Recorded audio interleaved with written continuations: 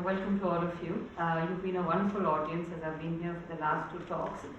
As I was coming in today and I was just mesmerizing about some of the things that I want to talk about, one of the very famous quotes which came to my mind was from John Lennon. And he says that when he was small, his mother always told him, when you grow up, be happy. He went to school and he got an assignment, which is what will you do when you grow up? And he wrote, I want to be happy. So his teacher said, you really didn't understand the assignment. And he turned to her and said, well, you didn't understand what life is all about. So I think, my session is not just gender diversity, it's about the choices we make as well and what we want to be and what we don't want to be. I come from a family like a lot of you. My mother is from Lucknow, and actually I will go back a little in history, given the topic today. She was two sisters and one brother. My grandfather, had a comfortable life to make ends meet, but nothing more than that. So the two girls in the typical Indian milieu were sent to a Hindi medium school, and the son was sent to an English medium school.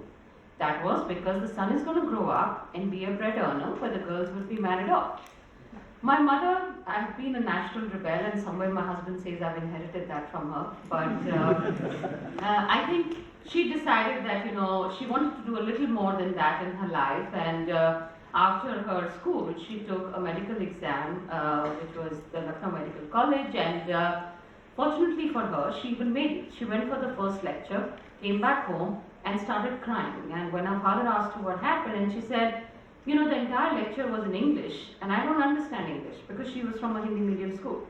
And that's what her journey was about, and I'm talking about, 50s or 60s, where she had to self-teach herself English to get through her MBBS, and she did become a successful doctor. But, the story really doesn't end there. She got married, and she had two daughters, me and my sister, and she often had to face a comment like, you've got two daughters, you better start preparing for it, and all of the nice stuff which all of you are aware. And as a child, I never really understood that comment. Remember the rebellious streak? So I really didn't understand that comment, and I didn't understand that why I need to be a son to do the same stuff. Why can't a daughter be a daughter to support her parents and do what she needed to do? So I grew up in that environment, a bit confused. My parents gave me the best that they could. We belonged again to a middle-class Indian family. We had the best of schooling. Education has always been at a premium for such families. And, like a good Indian child, I went for sciences and maths in my school. And when I came out of school, my parents hoped that one of their daughters would be doctors. So I applied for a medical exam. Unfortunately, I also made it. And even more unfortunately, I made it to the same medical college that my mother went to. Now, my heart was really not in that. And I went there for a couple of months, to kind of acquaint myself. And I think by October or November of '89, I knew this wasn't my calling. I knew I didn't want to do this. Now, here is a dramatic situation where, as you can empathize with me, that you got to one of the better medical colleges in India and you don't want to pursue that course. It's October or November of the year, which means Delhi University is never going to give me admissions in spite of whatever marks I might have. So I come back home for Diwali vacations and I don't want to do this. I don't want to do this. So my parents were quite shocked, and my mother said, it's a great line, and why would you want to pursue it? I said, I just don't think that I'm in the mindset of being a medical student. And even if first of all, I'll fail the exam, and even if I pass, I'll be a really bad doctor. Who comes to bad doctors?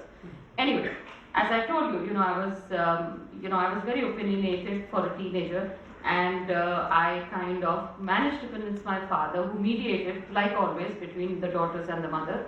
And I threaded my way towards Delhi University. The only condition was that you got to get a hostel. Now find me, on November of '89, I went college shopping. I had decent marks, but went, begged, borrowed, did whatever I can, managed to get myself a seat in one of the colleges with a hostel. and therein started a new journey for me.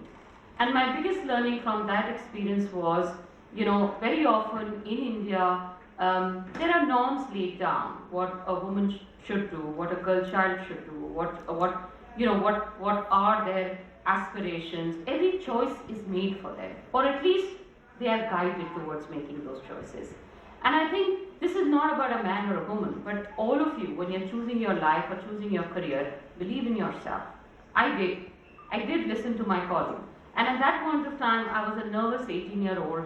I didn't know whether I was making the right choice. It could have all gone wrong. And then I thought about it, what, if it went wrong, it's okay.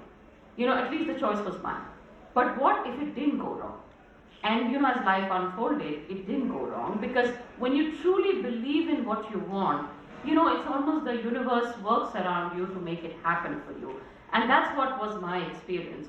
So I came to DU and, I was a psychology graduate, and when my parents said, pure sciences and maths to psychology, what is psychology? So I said, I don't know, but I'll figure it out. And the reason I chose psychology, because I've done a bit of diligence, and it's something which I felt I would be interested in. So that's how psychology happened, and from psychology, management happened. My parents are engineers and doctors, so nobody in my family. And by the way, we have a bit of a track record. Nobody in our family follows what their parents have done. I'm reasonably sure my children are going to be doing guitar or something of that sort. Never going to pursue management. So I chose management, and I had a few calls from a few IIMs, FMS, XLRI, and because I had loved psychology and I did well in it as a subject, I chose HR by choice, not because it was forced on me. So my choices were, it was a self-starting attitude towards making your choices. A lot of people told me, do finance, do marketing. What do you want to do HR? What do HR people do? Well, I'll tell you what HR people do when we come for placements here. But, the point is, I chose it because I think there was a huge opportunity in the way the function was growing. So I went to XLRI, graduated, and, joined Procter & Gamble from campus. And when I joined PNG, I found my husband, or my to-be partner at that point of time, who happened to work for Unilever. So we had this very odd situation whether we will use Surf Excel or we will use Epic, right? And for the sake of my marital bliss, at some point of time, we've got to resolve such conflicts. But not for a moment it struck me that as a woman or as to-be wife, I should just chuck it up all and do another job or choose another company. And I think my husband was quite supportive. So we both looked for a job. Maybe I happened to be more employable, so I found a job earlier and I moved to Citi. So it's been a great 20 years with Citi. And as a part of working with Citi, I have moved around the world. I've been in India, then Singapore, then New York, then London, and recently returned back to India. And there were times, there were very tough moments where I would be traveling between Europe and Delhi every 2 weeks. My young children or my young son would say, there are times where mom don't go. Or, I remember one very poignant incident where I was leaving for London and he came when I was just packing up. I said, I'm just anxious and I'm just getting this really bad feeling in my heart. And I think what he wanted to say is, I'm actually anxious that you're leaving. And as a mother, that is the time where you start to question about what you are doing and how you're being selfish. But when I look back, it all evened out. I have a 17-year-old daughter who today turns around, Mom, if you gave up your career, I don't know how to handle it, and I would be actually far more guilty than anybody else. So I think it evened out. But I would say, life is never as rosy. And there was a moment in life, this was, in London, June of 2009. So, work-wise, very chaotic, because as I said, there was crisis, restructurings, all of that happening. I'm really, stranded with work. I come home and I have some fever and I'm kind of self-medicating myself. I think coming from a doctor family, you tend to do that more often. So, I'm self-medicating myself and I get up in the morning to go to office and I just throw up, and there was blood all over the basin. And I looked at it and said, this is something is really drastically wrong with me. So I call up the A&E, very efficiently, the ambulance arrives, takes me to the hospital, and they figure out that I had this big bout of pneumonia. Now, pneumonia is not fatal, it's curable, right? They put me on antibiotics and say, Mrs. Kumar, off your BlackBerry, off your phone, you've got to be off your work 3 months, and just rest at home.